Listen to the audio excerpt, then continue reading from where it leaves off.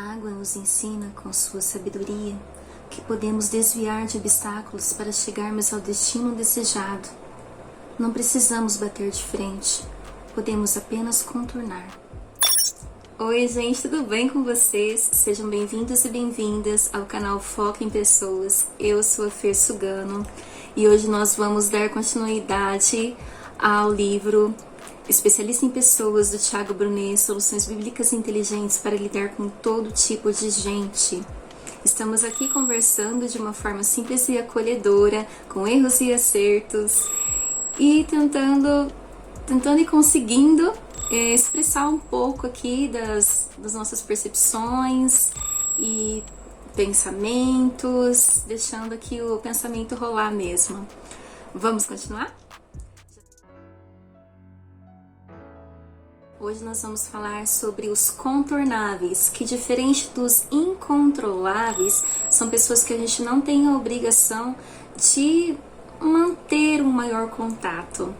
Então, o que seria as pessoas incontornáveis? Família, amigos, vizinhos. E os contornáveis são aquelas pessoas que, vamos supor, presta serviço para nós, por exemplo, um cabeleireiro, um dentista, o que mais que você pode lembrar aí para trazer? Pense em alguém aí que você contrata o serviço e que são pessoas contornáveis, ou seja, se de repente você não gostar do serviço, você pode trocar o serviço delas por uma outra pessoa que possa fazer o mesmo serviço.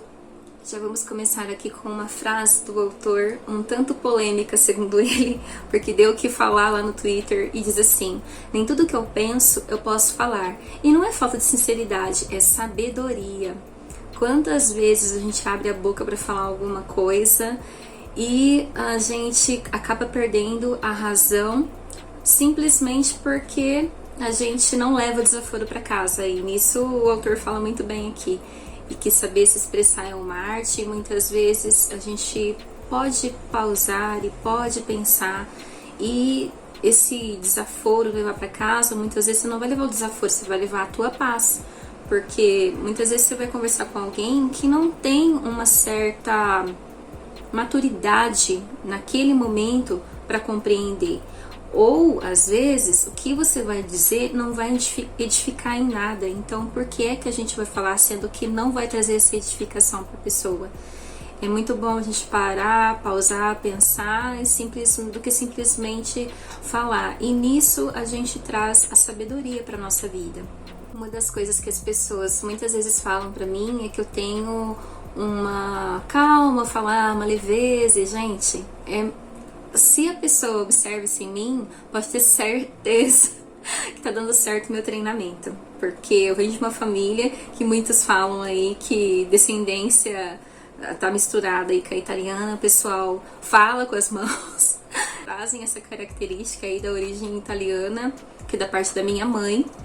E também a questão das emoções afloradas do meu pai e da minha mãe, então eles falavam muito alto, achavam ali que estavam se entendendo. Então eu quando eu fui pro mercado de trabalho e comecei a me relacionar com as pessoas, eu precisei me policiar muito para poder falar com as pessoas, inclusive descer decibéis, né, que falam, para poder me comunicar com as pessoas. E às vezes as pessoas ainda falam pra mim: Fer, fala um pouco mais alto, por favor. E aí eu tenho que ir lá de novo e ajustar o volume pra cima, porque às vezes eu acabo me policiando e vou descendo os degraus ali. Tudo isso para poder me comunicar de uma forma e me expressar de uma forma melhor. Outro ponto também que já aconteceu muito comigo, e é algo que eu também me policio, é sobre a questão de, às vezes eu sou muito direta e acabo sendo grossa. E aqui diz assim: suas palavras são um combustível que alimenta uma explosão ou um extintor. Por quê? Porque muitas vezes na comunicação as pessoas compreendem de uma forma... Você pode tentar se comunicar da melhor forma possível, mas se elas entenderem que a sua informação está sendo passada de uma forma grosseira, que não tem nenhuma ali sensibilidade na tua fala, elas podem te entender mesmo como você está passando por grossa. E às vezes não é aquilo que você quer expressar. Então, essa é uma dosagem que eu tenho, e não só em relação a mim, em relação às pessoas que eu observo também. Muitas vezes eu sei que elas não querem expressar isso, mas acabam expressando. E isso dificulta um pouco as relações. E então, da mesma forma com que acontece comigo, eu fico pensando também no outro. Muitas vezes eu sei que as pessoas nem quiseram passar, expressar daquela forma, mas acabaram se expressando. Mas tudo isso com flexibilidade. O autor fala muito aqui essa questão de ser flexível, que é importante para as relações humanas, para que a gente não caia nessa situação de furor, ao invés da gente abrandar a situação. E aí eu quero pedir agora a tua participação para que você me fale aí nos comentários. Em alguma vez na vida você já tentou se expressar de uma forma branda, calma, mas você foi tão direto ali que você passou uma imagem de ser uma pessoa grossa, dura? O sábio não fala tudo o que pensa, mas pensa tudo o que fala. Aristóteles, uma grande frase aqui desse autor que o Thiago Brunet colocou para a gente refletir sobre o assunto, e é a mais pura verdade. Se a gente usar a inteligência emocional, gerenciando essas emoções que a gente sente, com certeza a gente vai se tornar um pouquinho mais sábio, pensando em tudo aquilo que a gente vai falar antes mesmo de falar. Uma das nossas características humanas que o autor fala é sobre a impulsividade. Imagine, ele conta aqui uma história sobre um motorista que viu uma criança na rua saindo correndo para buscar uma bola. Ele agiu ali impulsivamente. Quem que é o responsável por essa criança? E a criança toda assustada, coração acelerado e com medo, aflita, e depois com muita gratidão por aquele motorista ter conseguido parar a tempo, sem causar ali, de repente, um acidente, e ela ter conseguido pegar a bola. São impulsos que as crianças sentem e que está nos adultos também, essa criança que se encontra ali. Esse impulso da gente querer fazer as coisas sem pensar muito bem o que nós vamos fazer, e de repente até ali abrir o coração, falar de coisas nossas que a gente teria vergonha de falar, mas a gente usa determinado momento e fala. Ao pensar sobre esse impulso, a gente pode verificar se a gente está fazendo o correto ou não. E isso também eu acredito que vem dessa sabedoria que ele menciona aqui. Nós estamos falando sobre o quão maduro nós somos dessa maturidade, porque agir com impulsividade muitas vezes acaba gerando um desastre na nossa vida.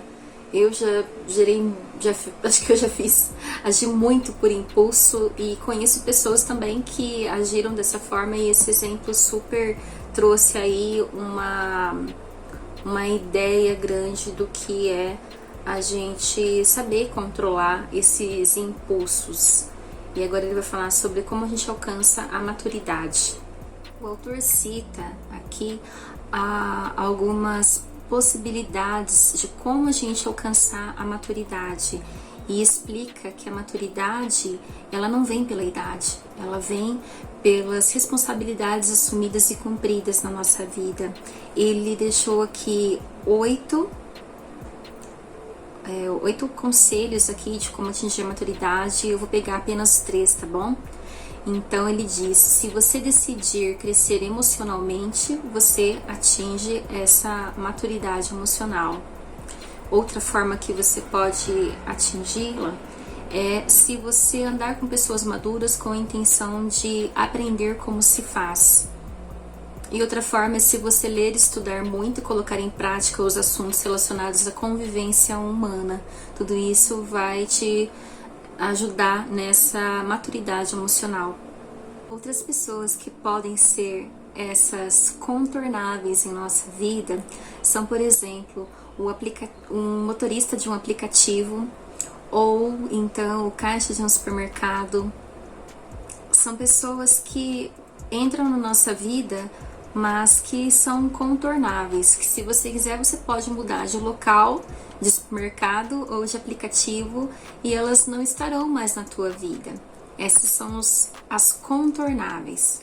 Neste nosso encontro com as pessoas pelo caminho, então nós vamos encontrar essas pessoas que são contornáveis. Contudo, o autor Tiago Brunet, ele nos orienta que há um ensinamento muito poderoso que diz, que vem da Bíblia, e diz que para sermos, como reagirmos? Então, para sermos simples como as pombas e prudente como as serpentes. Porque a gente nem sempre vai encontrar aquele melhor sorriso estampado no rosto e pessoas que de repente queiram nos devolver a paz com que a gente foi até elas.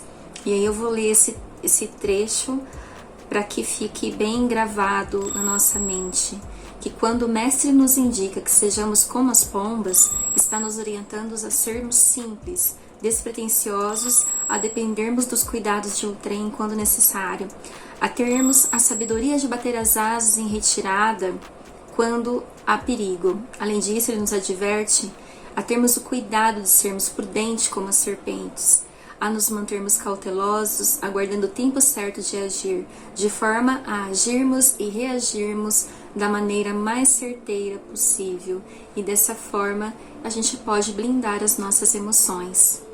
Quando a falar sobre o mundo real e o mundo ideal que nós trouxemos na introdução desse livro, o Tiago, autor, fala sobre algumas características, alguns tipos, que são os facilitadores e os bloqueadores, porque no mundo ideal todas as pessoas seriam gentis, mas como isso não acontece no mundo real, é importante que a gente consiga analisar esses facilitadores e esses bloqueadores da nossa vida real. Então ele fez 2 quadros e eu vou falar aqui exatamente o que está escrito, tá bom? Nos facilitadores, as pessoas estão sempre sorrindo, querem ajudar mesmo que o problema não esteja relacionado com eles. Não guardam rancor, são desprendidos de coisas materiais e são disponíveis e gostam de ouvir os outros. Já os bloqueadores, as pessoas bloqueadores, elas estão sempre mal-humoradas, não procuram fazer o bem desinteressadamente, são amarguradas, são avarentas e são egoístas. Agora que a gente já tem esse quadro, a gente pode pensar qual é o lado que a gente pende mais, se os facilitadores ou os bloqueadores, e pensar como é que a gente pode melhorar isso na nossa vida. Ele diz também que ele deixou de fora alguém muito importante aí nesse quadro, que é a felicidade. Ele diz que quem é feliz facilita a vida das outras pessoas gratuitamente. Então vamos buscar essas pessoas felizes aí de coração, para que a gente também seja facilitada a nossa vida por elas e que a gente possa contribuir também de alguma forma. Onde é que a gente pode encontrar essa pessoa facilitadora em nossa vida? Ou então essa pessoa bloqueadora? Eu tenho um exemplo que eu sempre observei nas famosas lojas de roupa. Então, quando eu chegava numa loja e queria comprar alguma coisa, muitas vezes as pessoas nem me viam que eu estava ali entrando na loja. E aí eu sempre ficava pensando, nossa, será que eu tô vestida adequadamente? Será que eu acho que eu não deveria ter vindo de chinelo? Porque essas coisas que a gente pensa, às vezes impacta em qual loja que a gente está entrando, né? Mas vamos supor as lojas de comércio ou shopping, que são as que eu mais frequento, eu sempre notei isso. E observava, porque eu gosto de lidar com atendimento também, então eu observava isso nas pessoas. Eu gostava de dar um bom atendimento nos meus locais de trabalho, quando eu tinha que ali interagir com as pessoas. E lógico, tem dia que a gente não tá bem, e era muito perceptível isso, quando a gente não tá bem. Às vezes até as pessoas perguntam, Fer, você tá diferente hoje, o que tá acontecendo? E a gente conversa e acaba fluindo ali a conversa, mais bom dia, boa tarde, um sorriso no rosto ali, pelo menos para receber aquela pessoa, é necessário. não é, gente? Para que aquela pessoa se sinta bem acolhida. E muitas vezes eu entrava em alguns estabelecimentos e eu não via nenhum sorriso no rosto ou nenhum cumprimento de bom dia, boa tarde. Da mesma forma, eu saía do local do estabelecimento e essa pessoa parece que não me via. Não me via e também não colaborava ali com a minha necessidade ou o que eu estava precisando no momento. Você conhece pessoas assim?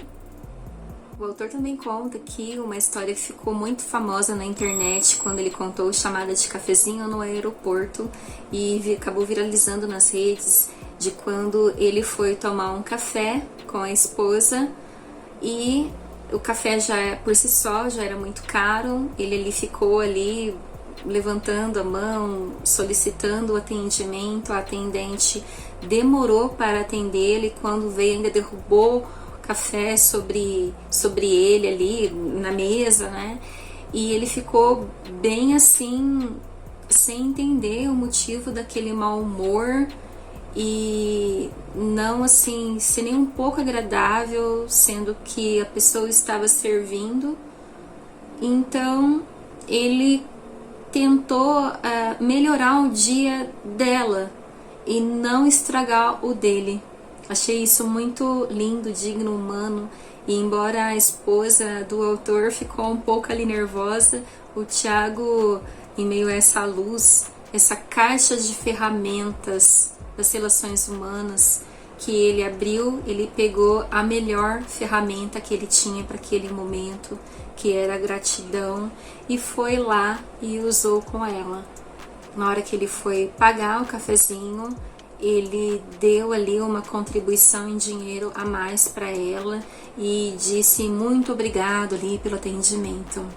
Aquilo ela ficou sem entender e ela ainda perguntou o porquê, e ela disse que não estava entendendo o porquê, e ele falou que mesmo entendendo, compreendendo que ela tinha muitos problemas, ela decidiu ir trabalhar, fazer o serviço dela.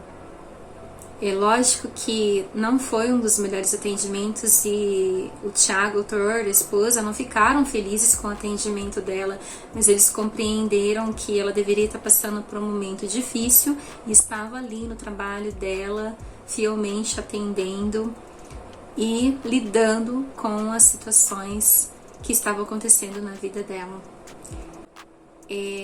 Ela poderia ter sido uma facilitadora, mas ela foi uma bloqueadora. Mas o Tiago, como a gente fala, ele conseguiu tirar do mal o bem e devolver um dia melhor para ela, apesar do que ela estava distribuindo ali, talvez um dia não tão bom para ele. Será que a gente consegue fazer isso também na nossa vida? Falando sobre a ferramenta que o Tiago pôde usar com aquela moça que não foi tão legal com ele no café, ele cita aqui que o nome da ferramenta é compaixão, e que compaixão é a evolução da empatia, e empatia é você se colocar no lugar do outro, e compaixão é sentir o que a pessoa está sentindo e não conseguir ficar imóvel diante da situação, ou seja, tomar uma ação para que aquilo se torne melhor. A compaixão é a evolução da empatia.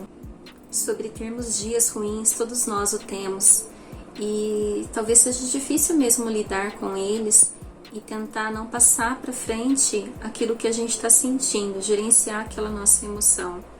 E o autor comenta que um dia ele teve muitas dificuldades no decorrer do dia, e ainda chegou que uma pessoa pedindo para tirar uma foto com ele, e ele falou assim: eu não acredito, eu tô aqui, tá desmoronando meu mundo, nas minhas palavras, né? E essa pessoa chegou e pediu uma foto para ele. E ele, lógico, talvez não foi uma pessoa muito agradável, a pessoa sentiu isso e disse umas palavras horríveis ali para ele naquele momento, e ele pensou direito na situação dele e falou: não, eu tô agindo errado, eu não tô no dia bom, mas a pessoa não tem nada a ver com isso, e ainda assim a pessoa vai deixar de sentir admiração por mim, pelo meu trabalho que eu venho desenvolvendo e construindo, E eu não quero que ela tenha essa imagem de mim só porque eu tô com um dia ruim. Então ele voltou lá, dentro desse arrependimento, pediu perdão para ela e tentou fazer o reparo daquele dia. Existe uma frase que o Padre Zezinho diz, e o Thiago colocou no livro, que é: um erro na vida não é uma vida de erros. Então a gente pode sim errar, pedir perdão, tentar reparar aquilo que a gente fez e tornar o dia da outra pessoa um pouco mais leve e o nosso também. O livro nos traz um ensinamento muito importante sobre o perdão, que pedir perdão por nossos erros é algo que nós devemos fazer a cada dia, que perdoar é um remédio essencial. E numa dessas pesquisas que doutores, psicoterapeutas, pesquisadores da Universidade de Stanford fez, e apontaram alguns resultados importantes diante das técnicas usadas para pedir perdão. E os resultados foram a redução do nível de estresse, menor ira, maior confiança de que no futuro perdoariam mais e mais facilmente. Além disso, houve melhora física de sintomas como dores no peito e na coluna, náuseas, dores de cabeça, insônia e perda de apetite. Então, ele diz aqui que perdoar é uma forma de se atingir a calma e a paz, tanto quanto o outro, quanto comigo mesma.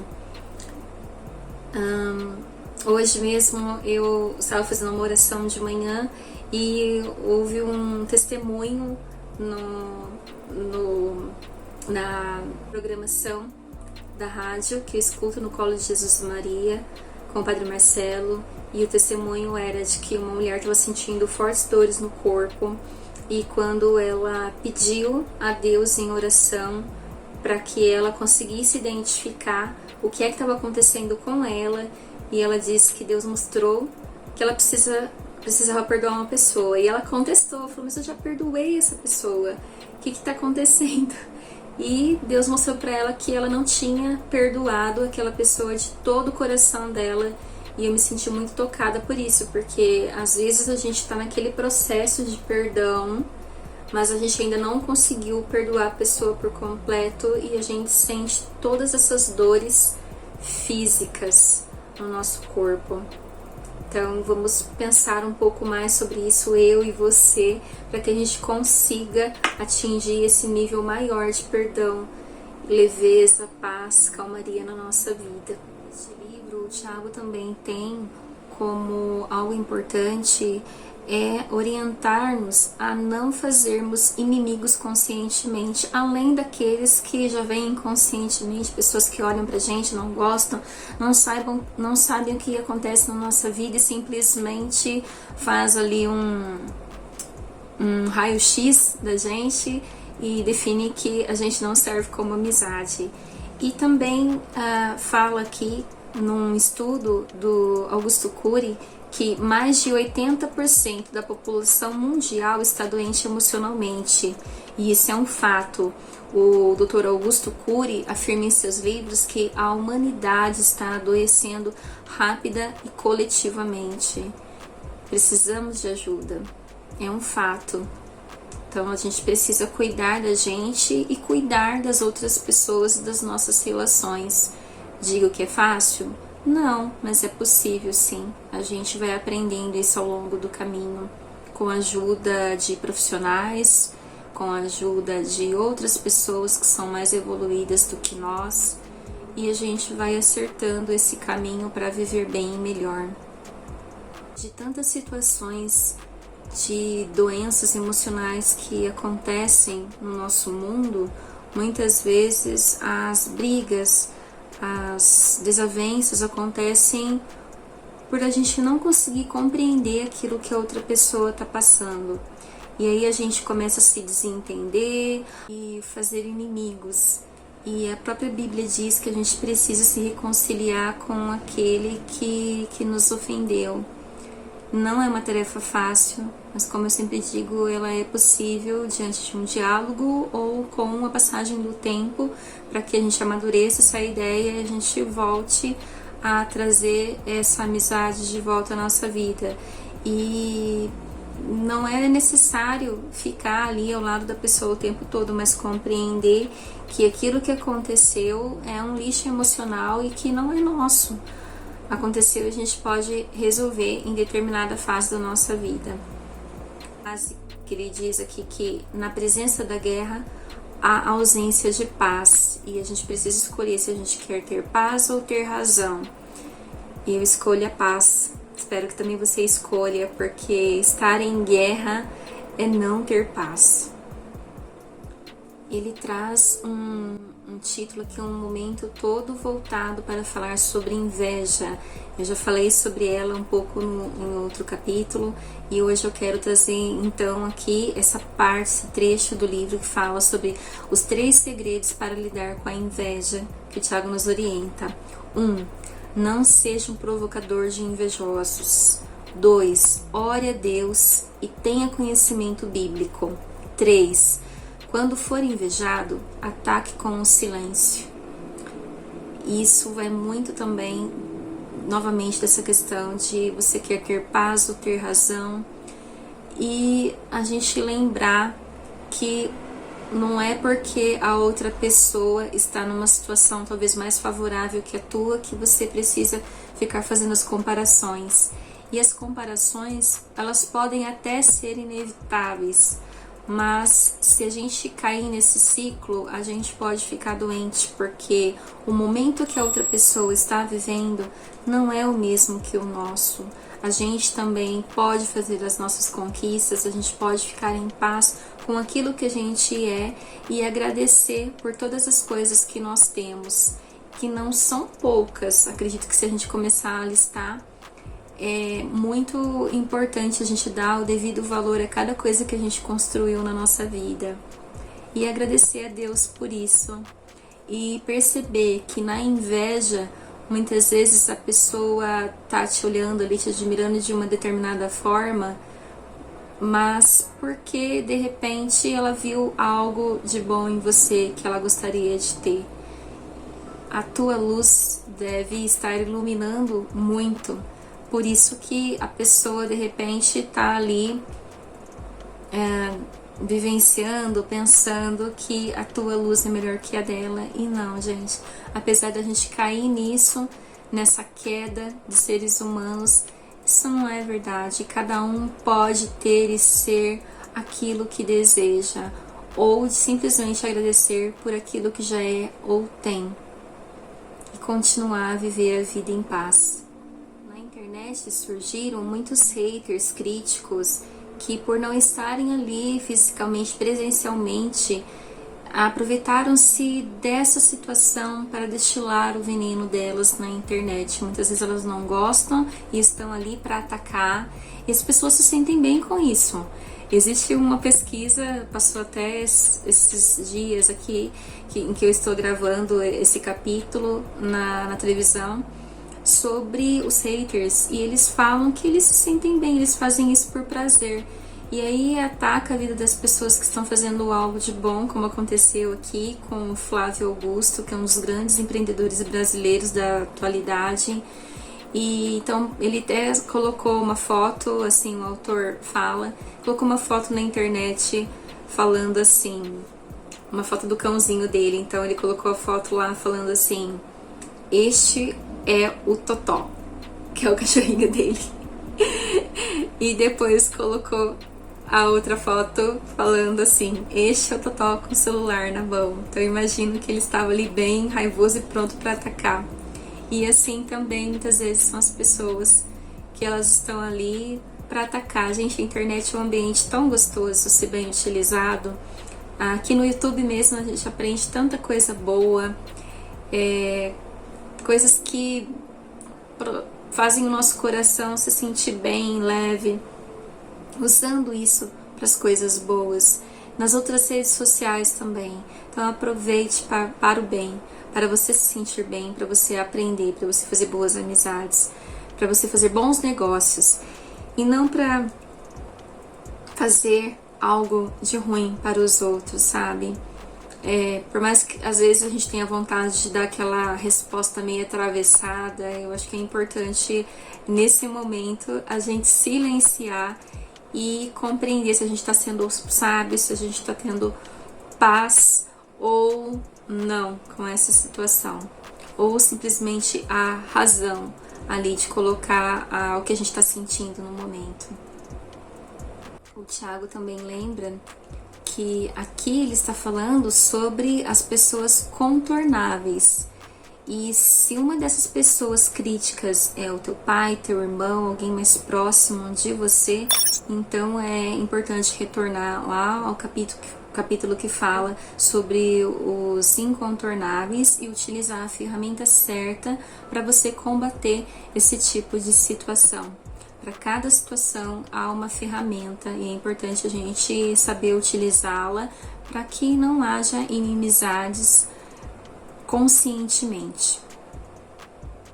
O Tiago Brunet traz um conselho muito importante aqui para nós, que é: valorize as pessoas. E ele traz uma história que eu vou ler algumas partes para não esquecer nenhuma passagem importante, tá bom? A história é de Charles Plumb, deve ser esse o nome.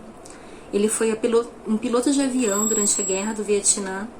Hoje ele é um requisitado palestrante motivacional nos Estados Unidos. Em suas palestras ele conta uma história sobre quem dobrou meu paraquedas e eu preciso compartilhá-la com você. A história é a seguinte: depois de muitas missões, seu avião foi abatido. Plumb saltou de paraquedas, ele foi capturado e passou 6 anos numa prisão norte-vietnamita. Ao retornar aos Estados Unidos, passou a dar palestras relatando a sua experiência e o que havia aprendido na prisão. Certo dia, no restaurante, foi saudado por um homem que sorriu dizendo: "Olá, você é o Charles Plumb, que era piloto de Vietnã e foi derrubado, não é mesmo?" "Sim, como sabe?"